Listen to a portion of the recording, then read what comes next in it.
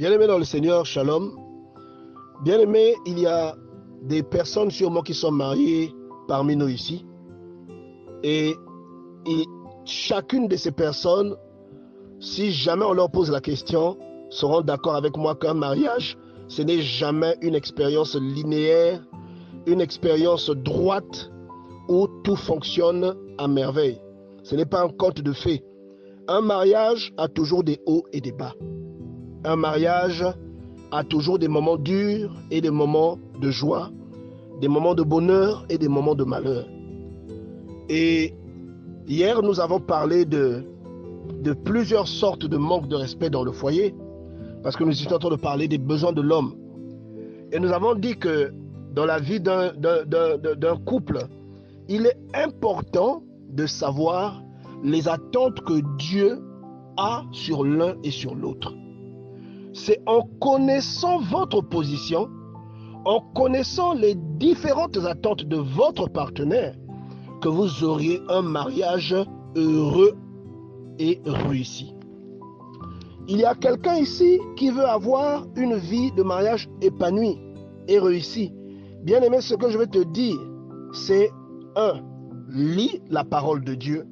Parce que la parole de Dieu, c'est le meilleur psy. C'est le meilleur conseiller matrimonial. La parole de Dieu t'enseigne comment respecter ta femme, comment l'aimer, comment la valoriser pour ne pas regarder dehors. La parole de Dieu t'apprend, ma sœur, comment respecter ton mari, l'honorer, lui donner ce qui lui est dû en tant qu'homme et lui laisser sa place de leader dans la maison. Chaque fois que tu hausses le ton sur ton mari, tu es sur le mauvais fauteuil. Si tu es un matelot, lorsque tu hausses le ton sur ton mari, tu prends le fauteuil du capitaine. Ce n'est pas ton poste. Si tu es un steward et que tu hausses le ton sur ton mari, tu prends la place du commandant de bord. Ce n'est pas ton poste. Tu n'es pas qualifié pour ce poste, bien-aimé dans le Seigneur. Et j'étais en train de te dire qu'il est important que tu médites la Bible. Une personne qui lit régulièrement sa Bible est une personne avertie. En lisant la Bible, tu sauras que le Seigneur donne des instructions aux femmes. Il leur dit comment elles doivent s'habiller. Alors, il leur donne une idée de ce qu'une femme qui se respecte doit faire. La Bible nous parle de femmes vertueuses. C'est une femme qui a des vertus. Et j'aimerais que là où tu es, que tu t'interroges.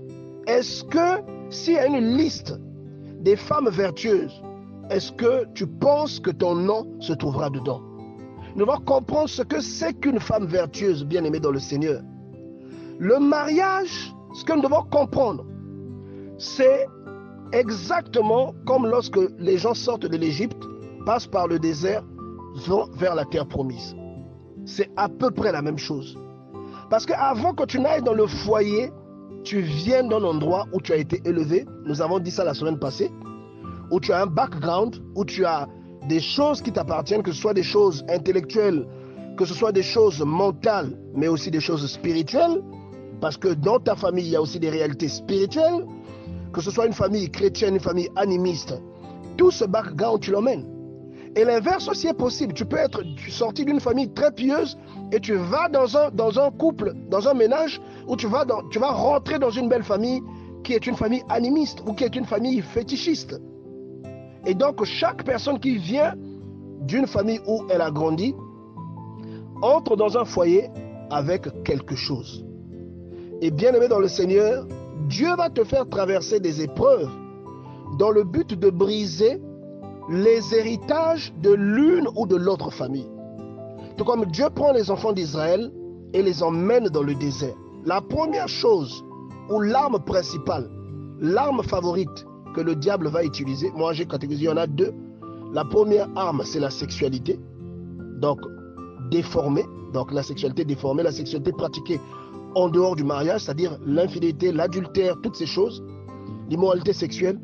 Et l'autre aspect pour des personnes qui n'ont pas de problème d'infidélité, justement pour les pousser vers l'infidélité, c'est le respect, le manque de respect de la femme, l'impolitesse, la façon dont la femme va parler à son mari. Vous voyez, la façon dont la femme va échanger avec son mari. Le rapport de force qui peut s'établir entre une femme et son mari. Une femme qui refuse délibérément d'obéir ou de faire ce que son mari demande. Vous voyez, bien-aimé dans le Seigneur. Et ça, c'est très important à comprendre. La position que tu vas avoir dans ton foyer va déterminer la suite de ta relation. Si tu es une femme soumise, lorsque je dis soumise, je ne te demande pas d'être soumis à un homme qui ne craint, qui ne te respecte pas, Là, ça s'adresse aussi aux bien-aimés. C'est une réciprocité. Vous voyez? J'aimerais les bien-aimés que vous vous rappelez que ça ressemble, on dit que le mariage, c'est la relation entre Dieu et l'Église et l'Assemblée. On a tellement dit ça ici que je crois que tout le monde est déjà au courant. Et je veux vous rappeler que dans l'Église, c'est Dieu qui est honoré. Ensuite, Dieu prend soin de l'épouse. Vous voyez? Donc, il y a un échange. Dieu ne peut pas exiger qu'on l'honore alors qu'il n'a rien fait. Même lorsqu'il leur rappelle que vous devez m'honorer, il leur dit que c'est lui qui les a délivrés de l'esclavage. Il le leur rappelle. Donc, le mari doit être honoré pour une raison. Mais, bien aimé dans le Seigneur, dans la façon la plus standard que Dieu a établi ces choses, Dieu te demande à toi, la femme, d'honorer ton mari. Honorer, ce n'est pas seulement dans le langage, mais c'est aussi dans les habitudes. C'est aussi dans ton accoutrement. Vous voyez? La façon dont tu t'habilles. Vous voyez?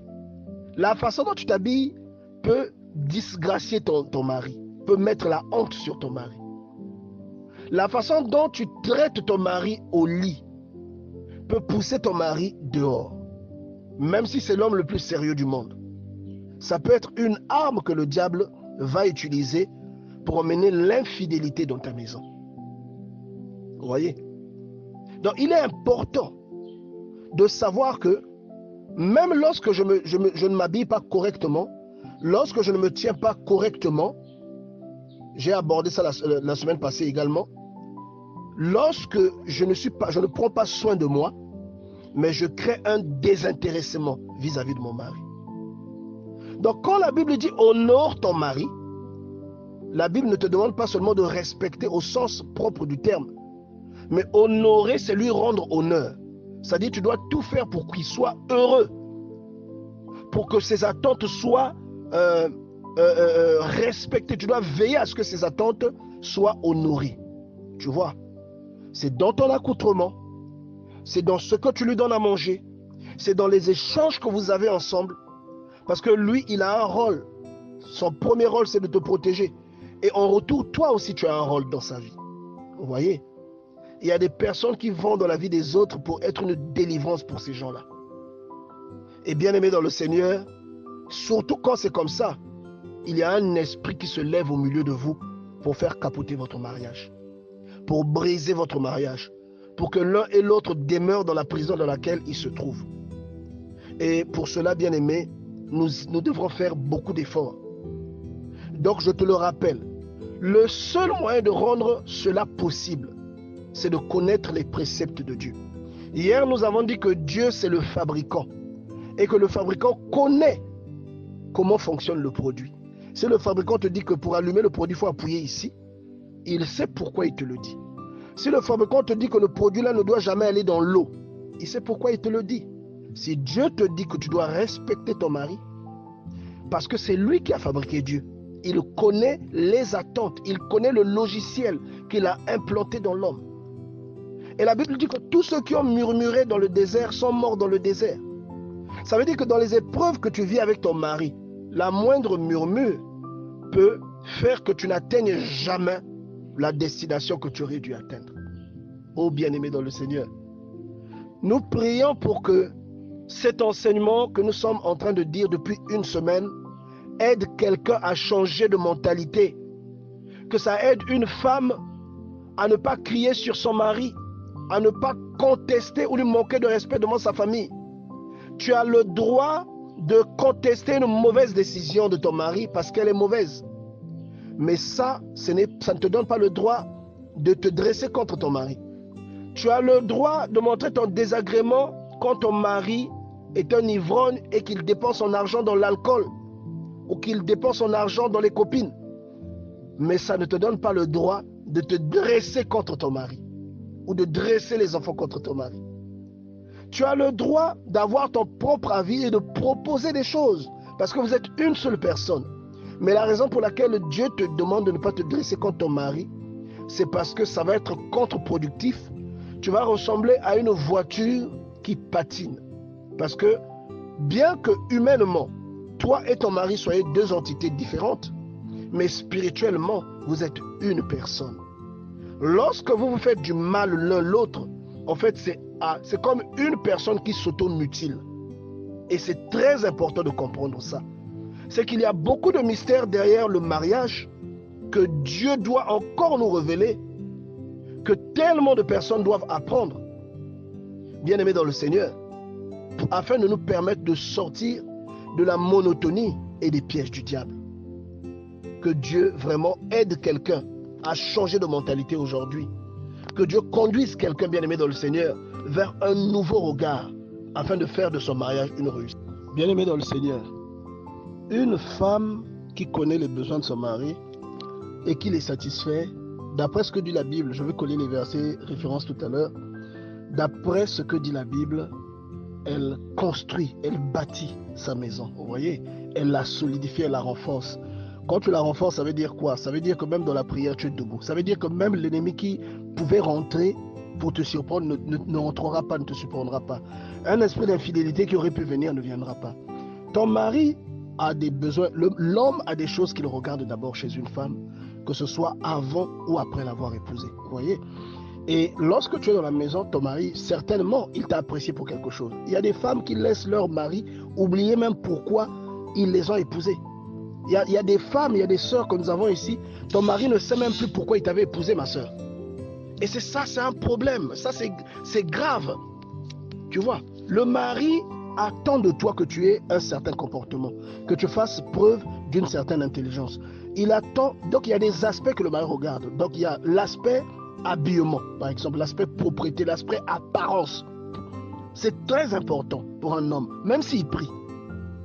L'apparence, c'est quelque chose de très important. Donc, aux sœurs qui se laissent aller, quand ton mari t'a épousé, tu étais Miss des Miss, et aujourd'hui tu es devenu Fat Girl, ou aujourd'hui tu es devenu Michelin, je suis désolé, faites un effort. Même si vous n'allez pas maigrir pour redevenir comme avant, mais ça va aider votre mari. Il va voir que vous faites un effort pour continuer à lui plaire. L'apparence, c'est quelque chose de très important dans une relation. Oui. Ça, ce sont les besoins du mari. Donc, le besoin fondamental, c'est d'abord ton apparence. Les femmes qui, parce que tu es dans la maison, parce que le foyer t'appartient, maintenant tu as conquis le mari, tu as conquis l'homme, tu prends plus soin de toi, tu ne fais plus tes ongles, tu ne te fais plus belle, tu t'habilles maintenant, tu prends plus soin à ce que tu portes. Devant, tu portes un gros t-shirt, tu n'as pas mis de soutien en dessous. Mais comment tu vas attirer? C'est toujours un homme. C'est pas parce que c'est ton mari que ce n'est plus un être humain. C'est toujours un être humain. Vous voyez, bien aimé dans le Seigneur, tu dois sentir bon. Tu ne veux plus sentir bon. Quand ton mari revient du boulot, il vient te trouver, tu es là assise gaillardement, avec un gros t-shirt. Et tu es en train de zapper, tu ne fais rien. Et la maison est sale, la maison est désordonnée. Est-ce que cet homme-là sera heureux, ma soeur? Parmi les besoins du mari, on a déjà beaucoup parlé du respect. Parce que ça, c'est l'un des besoins fondamentaux, le respect. Mais là, je te parle de l'apparence physique. Ton apparence a une très grande importance aux yeux de ton mari. La façon dont tu t'habilles a une très grande importance. Tu ne dois pas t'habiller de façon indécente, mais tu dois t'habiller d'une bonne manière. Quand ton mari te voit, il doit se réjouir. Alors il y a peut-être des tenues légères que tu dois porter dans la maison pour séduire ton mari. C'est important. Vous voyez, on ne t'a pas dit d'aller avec dehors. On ne t'a pas dit de venir au salon quand les invités sont là. Mais quand vous êtes seul ou quand vous êtes dans la chambre, il y a des accoutrements que tu peux mettre pour que ton mari se rappelle un peu pourquoi il t'avait aimé. C'est très important, ma soeur. Donc, le besoin parmi les besoins de ton mari, il y a ça. Je vous ai parlé la dernière fois d'une hormone qu'on appelle la testostérone, qui met l'homme sur une planète différente que la femme. La femme est dans l'émotion, l'homme est dans le concret. L'homme, c'est ce qui le voit, ce qui le touche. Tu vois, l'homme fonctionne avec ses sens. La femme fonctionne avec son cœur. Mais l'homme, c'est l'essence. Si tu as ta petite soeur dans la maison, si ton homme ne craint pas Dieu, il va bondir sur ta petite soeur. Pourquoi, à ton avis?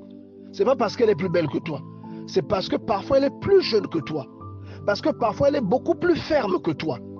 Donc tu as tout à gagner si tu fais un peu de sport.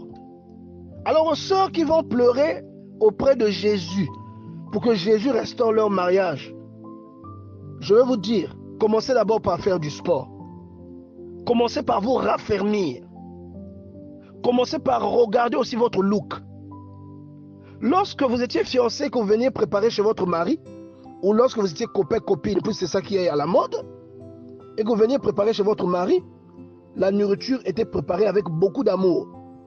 Mais aujourd'hui, même lorsque votre mari vous dit « Ah chérie, aujourd'hui moi j'ai envie de manger tel plat », vous boudez pour préparer ce plat-là. Parce qu'il vous a épousé, vous êtes déjà dans la maison. « Ah non, moi, j'ai pas envie de m'emmerder, je vais faire un plat simple. » Vous refusez. C'est un problème. C'est un problème, ma soeur. Mais comment cet homme-là sera heureux? Comment est-ce que cet homme-là, comment il va se réjouir? Il t'a épousé, il t'a choisi à cause de certaines choses. Et même après 10 ans de mariage, ces choses-là doivent continuer à être présentes dans ta maison. Vous voyez? L'homme a des besoins. Et comme l'homme fonctionne différemment de la femme, donc vos besoins ne sont pas pareils. L'homme, c'est le contact. L'homme, lui, fonctionne avec ses yeux. Vous voyez? C'est un chasseur. C'est les yeux. Donc quand tu arrives à captiver, à emprisonner les yeux de ton mari, l'homme, il a besoin de quoi? Il a besoin de la femme parfaite. Il a besoin d'une femme qui lui rappelle sa maman. Il a besoin d'une femme qui est intelligente.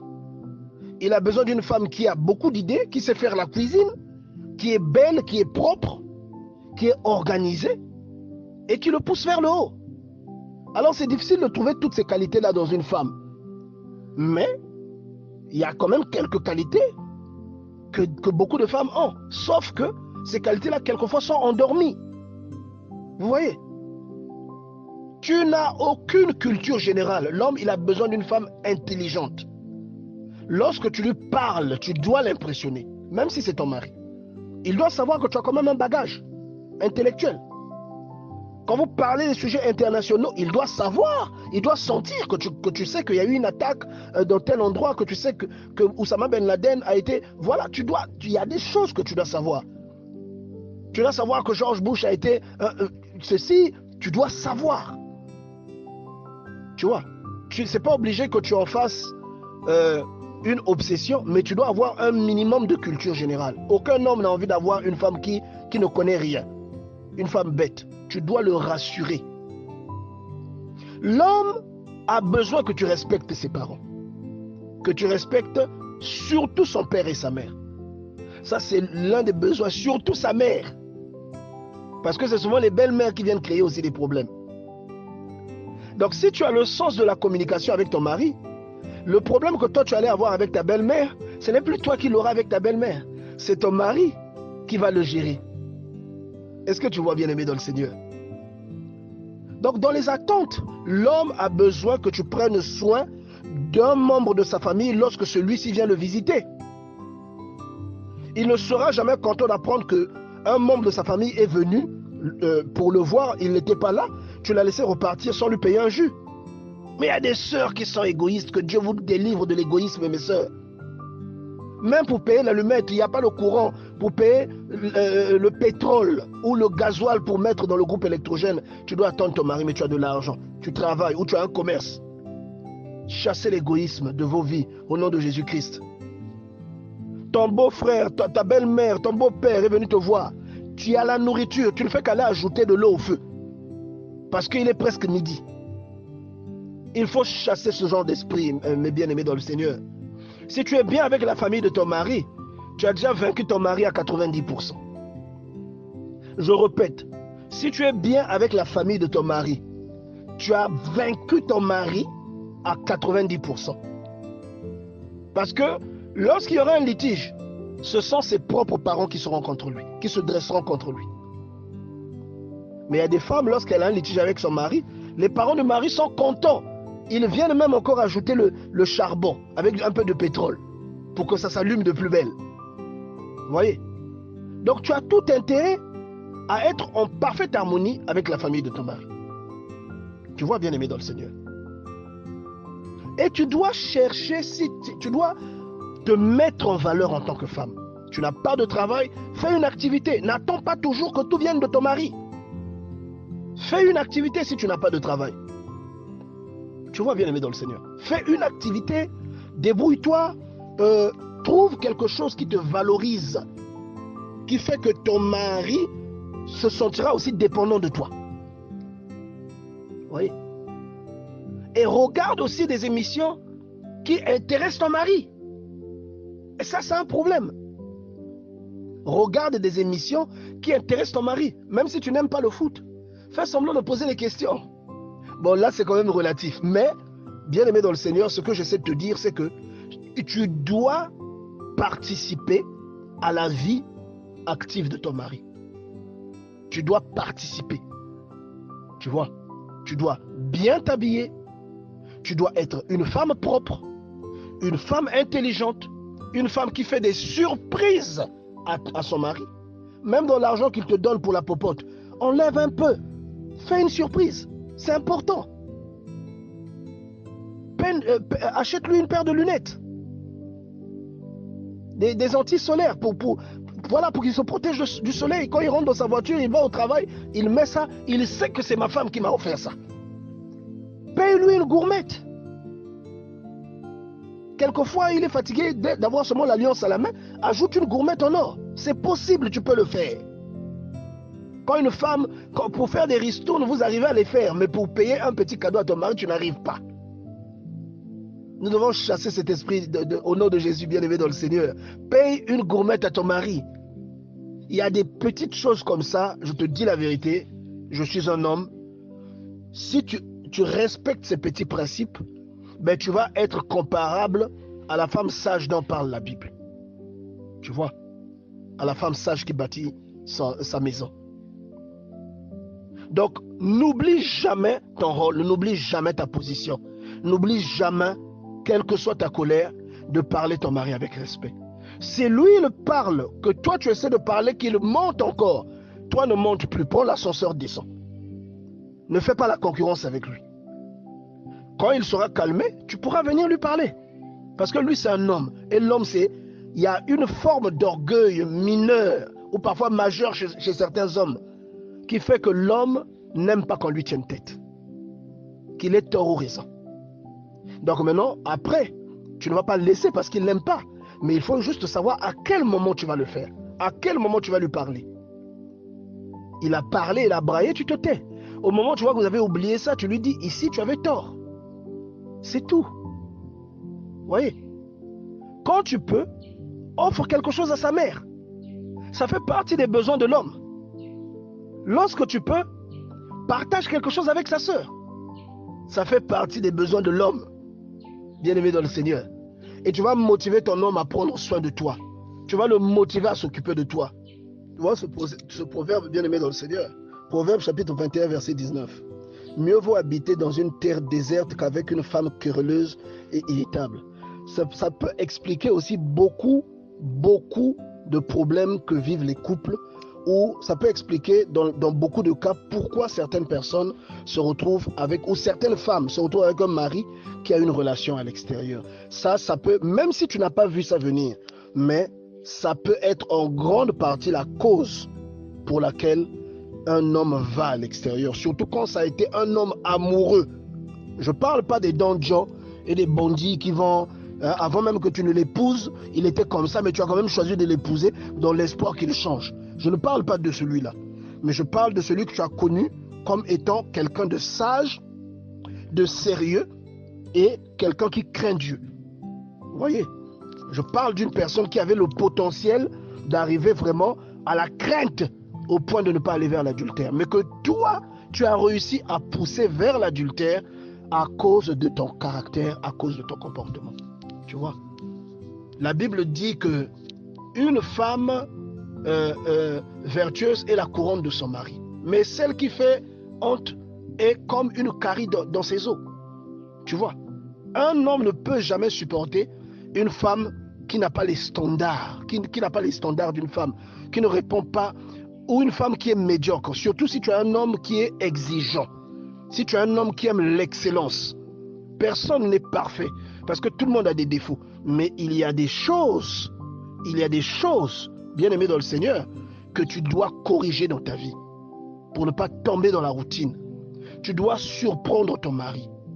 Tu dois aimer ses parents, les respecter, bien traiter les parents du mari lorsqu'ils viennent te visiter, bien préparer pour ton mari, préparer ce que ton mari te demande de préparer. Pas ce que toi tu veux préparer parce que c'est facile. Quand il te dit, chérie, je veux le sakasaka pour demain, débrouille-toi. Il avait donné son argent.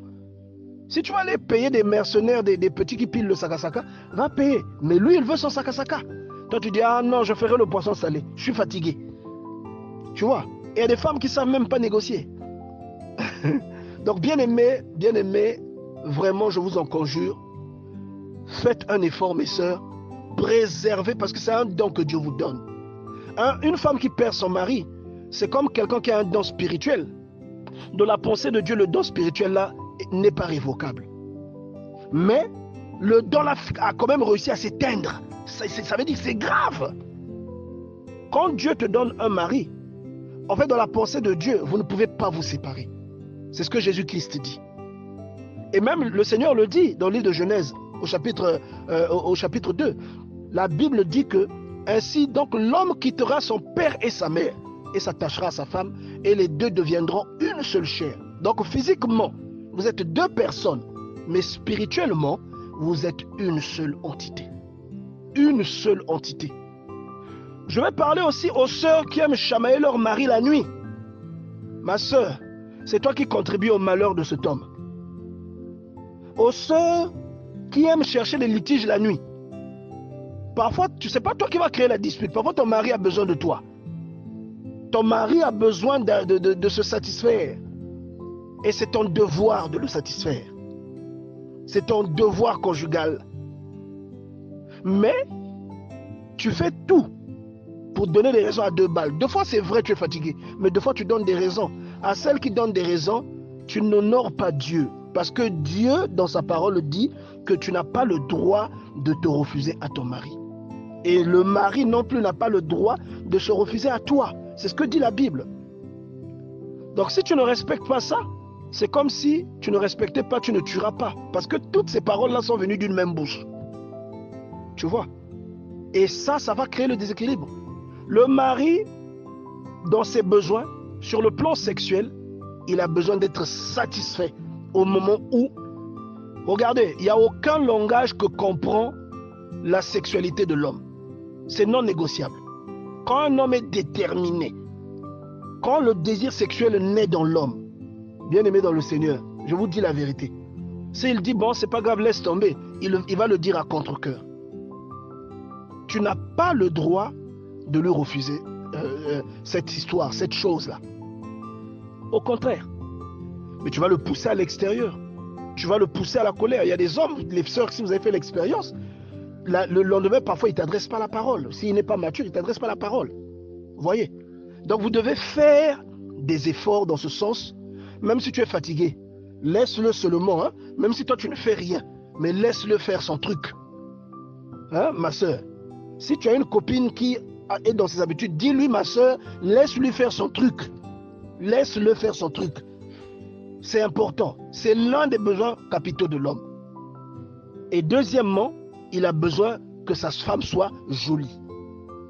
Il t'a choisi parce que tu l'as plu. Efforce-toi de toujours maintenir l'élément qui avait plu, l'élément principal qui avait plu ton mari. Si tu étais mince, fais des régimes. Il y a des personnes qui perdent du poids, ça existe. Si tu étais mince, fais des régimes. Vous voyez? L'homme a besoin que tu prépares pour lui correctement, qu'il mange bien, que tu lui fasses la table. Il y a des femmes, elles suivent la télé, l'homme arrive, j'ai faim, il dit va te servir. Bien-aimé dans le Seigneur, s'il te gifle, ne va pas pleurer chez le pasteur, parce qu'il aura raison. Tu es sa femme. N'oublie jamais tes devoirs. Tu es sa femme. Vous voyez? Donc j'interpelle la conscience d'une sœur, vraiment qui est dans cette situation. Une sœur qui est en train d'oublier pourquoi son mari l'avait aimé. Quand il t'avait aimé, tu étais jolie, tu avais une certaine forme, tu avais une certaine stature, mais tu te laisses aller, tu mets des gros t-shirts sans soutien. Vraiment, j'insiste dessus parce que je sais que les femmes, vous déconnez souvent, mes sœurs. Tu arrives, tu vois une sœur qui était jolie, qui s'est mariée dans l'église, tu vas leur rendre visite, tu vas la trouver habillée comme une robe, la robe d'Isaora. C'est pas normal. Les robes qu'on appelait tralala à l'époque, c'est ça qu'elle porte, elle reçoit les invités. Mais tu fais honte à ton mari. Tu fais honte à ton mari. Vous voyez? Devenez des femmes actives. Faites un peu de sport. C'est important. Perdez un peu de poids. Vous allez augmenter quelque chose. Votre valeur va augmenter. Même si vous avez beaucoup de valeur aux yeux de votre mari. Mais c'est important, mes sœurs. C'est important. Alors, je suis conscient qu'il y a des sœurs qui ont ça de façon génétique. Là, vous ne pouvez rien faire. Mais pour quelqu'un... Et puis, une femme ne mange pas beaucoup. Je parle aussi aux sœurs qui sont gourmandes, qui sont voraces.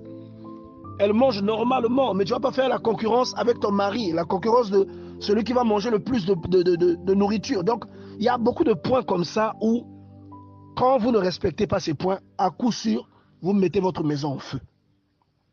Vous mettez votre maison en feu. Mieux vaut habiter dans une terre déserte que d'avoir une femme querelleuse. Vous voyez? Donc, vaut mieux être pauvre que d'avoir de l'argent, plus une femme qui est querelleuse.